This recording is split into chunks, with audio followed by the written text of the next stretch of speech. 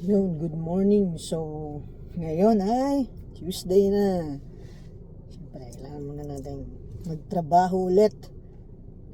Trabaho lang. Alam nyo, kanina makakwento ko lang, no? Pagbaba ako sa building namin, mayroong kabayan na gahanap ng work, na papasa-pasa siya ng CV. Tapos nagtatanong siya kung mayroon bang mga hiring yan sa namin dito sa may building namin. Siguro nag-walk-in siya. Ngayon, sabi niya sa akin, baka daw may alam ako na hiring. Sabi ko, sige, ano ko muna lang, bigay mo na lang sa akin yung number mo.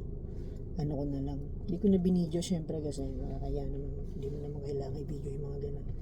So, sabi ko sa kanya, pag mayroon akong alam, message kita or sendan kita ng mga email na just in case pwede mong pagpasahan ng CV. Alam niyo, sa totoo lang, magandang sa ngayon, sa panahon ngayon, magandang maghanap ng work. Masarap mag-walking kasi nga malamig.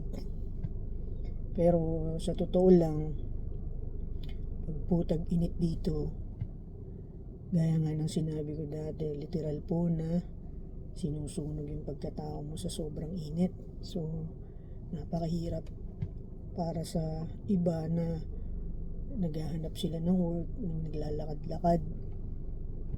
Ganun po yung mga sinasabi ko sa inyo na sakripisyo ng iba. Halos lahat, ako naranasan ko yan eh. Kumbaga, yun yung sakripisyo na inaano nila, na pinagdadaanan nila bago ka maging maayos. Siyempre, di ba? So, siyempre, sa inyong lahat na na gahanap pa ng work, pagpasa Diyos nyo lang yan. Kumbaga, sa Kanya mo lahat itiwala. Kasi, tanda mo, hindi habang buhay, hindi ka laging nagpapasa ng CV. Hindi ka laging naghahanap ng trabaho. May darating na panahon na para sa'yo. Basta pagpauna mo yung pag-pray, tiwala mo lang. Sabi ko nga sa inyo, minsan nangyayari pa nga, higit pa sa hinihiling nyo o hinihiling natin yung binibigay ng Diyos. So, ganun lang. Kayong mawawala ng pag-asa. Saka gawin yung inspirasyon, yung dahilan kung bakit kayo nagpunta sa abroad. Gawin yung inspirasyon kung bakit gusto nyo maging isang OFW. Siyempre, lahat tayo may dahilan kung bakit tayo sumugod kung nasan man tayong bansa. Kaya yun! Fighting! Walang personalan, dapat happy lang!